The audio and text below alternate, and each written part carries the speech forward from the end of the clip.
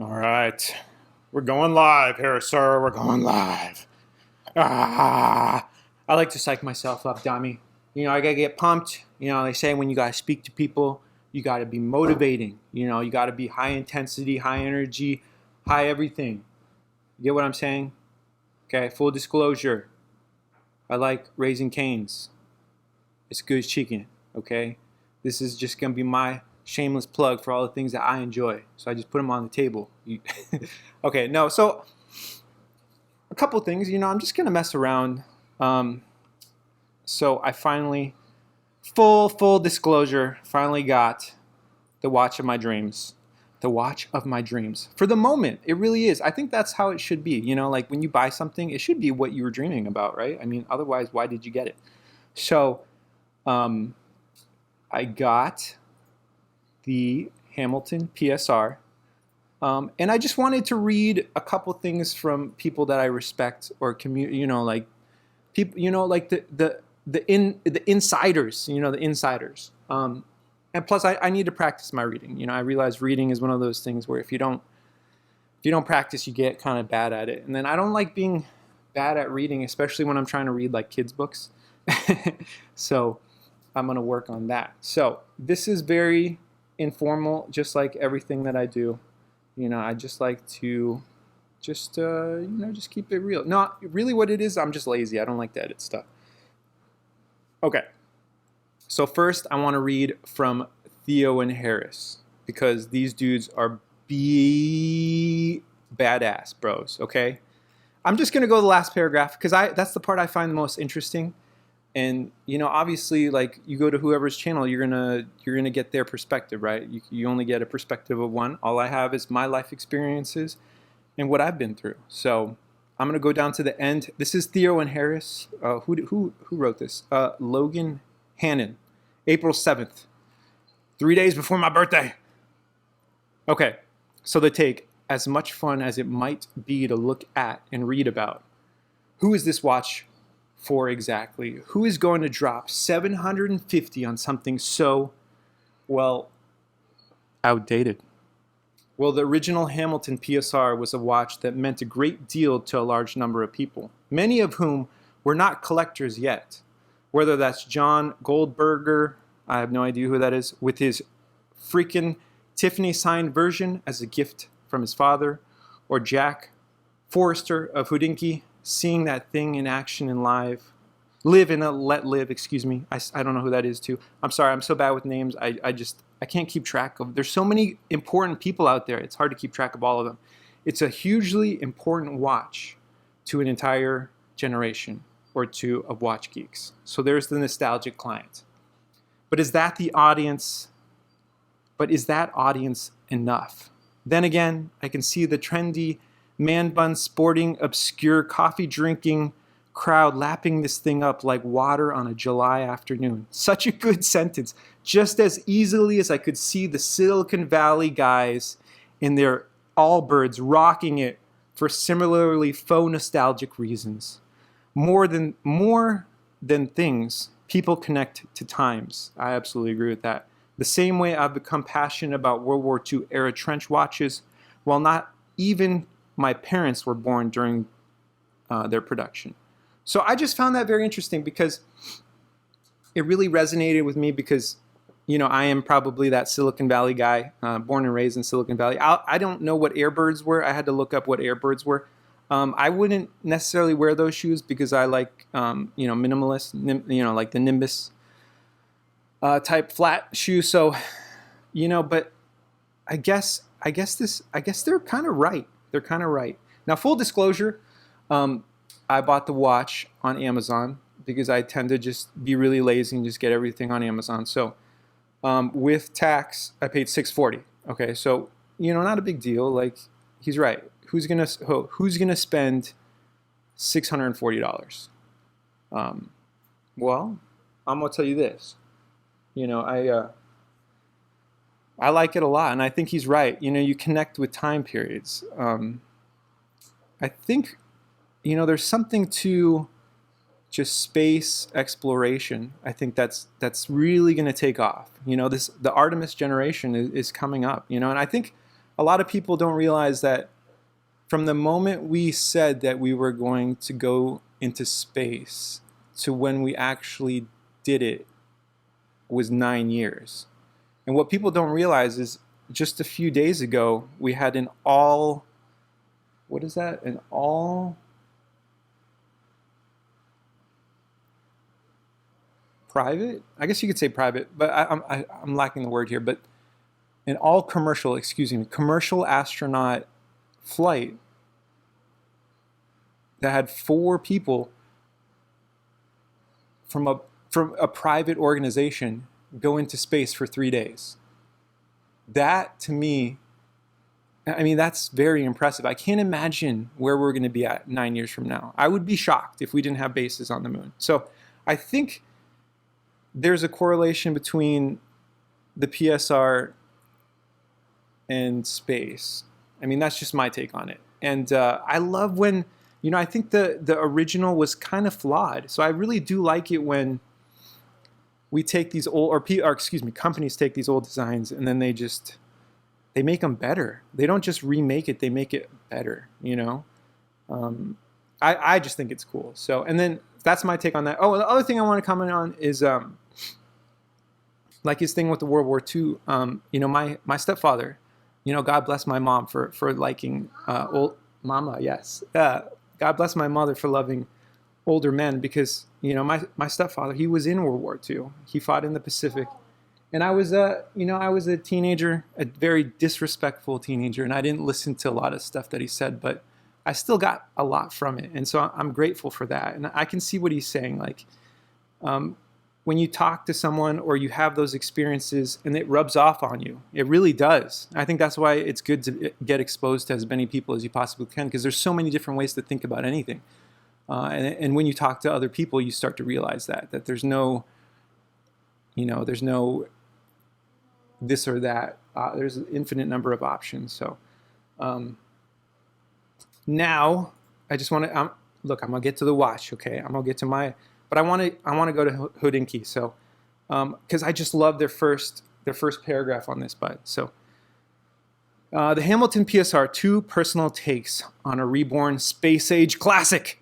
Hamilton has just announced. Oh, this is from March 18th, 2020. Cole Pennington and Jack Forster. Hope I said that right. Hamilton has just announced the debut of a new limited edition watch based on one of the most groundbreaking watches ever made, the Pulsar time computer. That's what it should be called. It's a time computer. Thank you. The world's first watch with an LED, light emitting diode display. So significant in my opinion. How could, my personal opinion, it's almost like history. If you're a big history buff, I think you get things that are historically significant regardless of whether it's like necessarily part of, like, say, your specific history. I think, when you love history, you want to have something to show, the next generation. I mean, that's my opinion. Okay, sorry, I get off on a tangent. I wanted to finish it before I start commenting. The new watch, the Hamilton PSR, duplicates not only the look, but also the push-button illumination system of the original Pulsar. That name refers to a type of rotating star that emits energy at very precise intervals, which was intended to evoke the wonder of the space age. So I think we're stepping back into that wonder of space age, and I would not be surprised if you saw very similar things that were trending back in the 70s and late 60s reemerge as the dominant force in the markets that are here today. I mean, it's kind of, going back to like the Silicon Valley hipster thing, it's kind of like you can only do one thing or one way of doing things for so long before it just becomes just kind of dull. And I think it's kind of like, I think that's why we always, it's that old saying, it's that so cliche, history just keeps repeating itself. And it really does. It really does, and that's a beautiful thing. Everything is cyclical. I believe everything really is cyclical. So let me show you the watch. Let me go to my other screen here. So I think it's really awesome. So I have a 6.75 inch wrist, and it fits. It just wears so nice. I hope that I don't think that's in. Let me try that again. Excuse me. I'm just starting out here. I'm new to the world of doing things, and I love how you can still see it. See, that's the thing is, so improvements in battery life, which I think is the main selling point for me. Um, just looks so good, and the bracelet. I love how much it tapers. I really love that. I really do, and it wears so nice. It really does. Although it's so hard to keep clean, like fingerprints and everything, but it's just I don't know I don't know what else to say. You know, maybe I'm just this guy that's just nostalgic for just learning. So I'm gonna show you my other two watches. This is my watch collection. I'm cheating.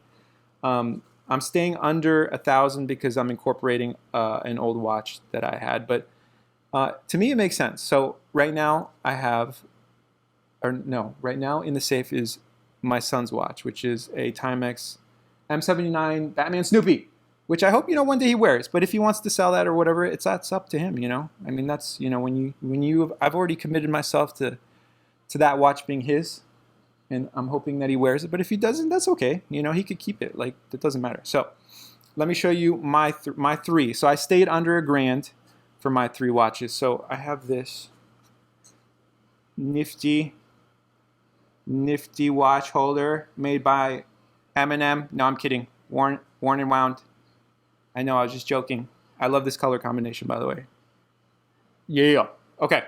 So I'll start with, this is like what I would wear. So this is what I had. I think it was like $20. Don't quote me on it. I don't remember. But I just love this because it's so thin, and it's literally, it reminds me of my childhood. I remember so many hours I spent. I apologize to the Catholic Church. Sitting in church just playing with my calculator watch. We didn't have phones back in the day. So this was cutting edge technology for me in the 90s. And this is what I use to entertain myself. So this is kind of like my go-to. I think it was like $20, and I absolutely would rock this. Let's set this right there. Okay, and then this is it's my Seiko. I'm a Seiko fanboy. I'm okay with telling people I'm a fanboy of things when I am. One of the main reasons my wife and I can't speak for my wife. One of the main reasons that I wanted to go to Japan in 2017 was I wanted to visit the Seiko Museum, which we did, which was amazing. Shout out to the Seiko Museum in I think it was Tokyo. I can't remember the city. I'm so bad, but really, just it's such a cool thing to see, like the history of just anything really. I get passionate about things, and then I run out of time in the day because there's too many things to enjoy. There really is. So this is to me, this is what I would wear if I wanted just something a little bit more flashy. It is heavy. Like, that's people don't necessarily talk about that. This has got a lot of weight to it. So let me tell you what I got here. I don't want to. This is the Seiko SRPE 74. So this cost me $276, but for an automatic movement and for what you're getting, I really think it's an absolute steal. I really do. I really do. And then here we go. This is the PSR. And then let me go back here. Full disclosure. So I bought this on Amazon, $640. I think I said that already. So just got it a couple days ago, but I'm very, very impressed. I'm loving it. Let me see if I can get that shot there. I just love the back there. Oh my gosh. It wears so nice. I just love this. Also, that taper in the bracelet. Sorry. It makes it wear and feel very comfortable because you get super thin on the reverse side of your wrist, and it wears really easy. And to me, this is what I would wear just every day, if I'm not trying to be flashy. And the thing I love about this watch too is that, I like having things that kind of they don't necessarily look like they're meaningful, but for people who know about the product, I like having things that, other people who are like-minded would understand why I would buy something like that. And I think it's just a cool little thing, like having things, like kind of, I think we all do that. I don't think there's, someone who says they don't buy something without looking at all the variables in their mind, whether they do it, consciously or subconsciously. I think we all just gravitate to what we connect to, and then the other people that connect to it, we formulate relationships with those people because we have something in common. I think that's just how life is. I don't think there's a way around that. So that's my initial impressions, and my current collection. I think you can have. Here's the other thing I say. If someone you can give me any budget, I will find you some really cool pieces. I think. Granted, I've never owned. The most expensive watch I ever owned was a Tudor, Pelagos. And excuse me if I said it wrong. Okay. Everybody's got a unique way of saying words. That's why I don't get upset if you say my last name wrong. I'm like, dude, it's cool. It's all good. I said it wrong too for a long time. Until I decided I wanted to say it right. So, all right, thank you guys. Oh, I did want to share this too. We got this. So good, so good. I have to. I'm gonna order the part 2. It's funny. I forgot. Like, this is how different things have changed. I remember I was so into these when I was a kid. And back in the day, I think it was like in the early 90s. So we didn't, obviously you didn't have the internet. So I remember on the radio, there was like I guess the equivalent of a podcast. I don't know, they interviewed the actors. And I remember I had to record it on a cassette tape because they asked like a bunch of questions, and then you had to mail in your response. And if you got it right, they sent you a signed copy of the movie on VHS. And so I remember I won that, and I was so excited. I have no idea where that is, but it's so interesting how this is what I love too about kids is there's so many things that I just forgot that I loved. I just forgot that I loved, and it's great to kind of come back to that stuff. It really is. So I'm doing that with a lot of stuff, but this is a really good movie. I actually love the way they portray a lot of the characters. I think we might watch it again today, but yeah, it was really good, really good. And then Gattaca too. We watched Gattaca. My gosh, talk about a movie that really, I mean, to me, Gattaca is all about the concept of fixed versus growth mindset. If you're born into a genetic superiority, that's your fixed mindset because you're born a winner. It's yours to lose, right? Everything should be in your favor, and the growth mindset is that natural birth, that idea that no matter what obstacles have been presented in front of me through my lifetime, I can make that conscious decision to overcome them, by not, the swimming, the scene where they were swimming really captured that, when you don't save anything for the return, it kind of, when you commit to something. No, I think here, maybe I think this is a better way of saying when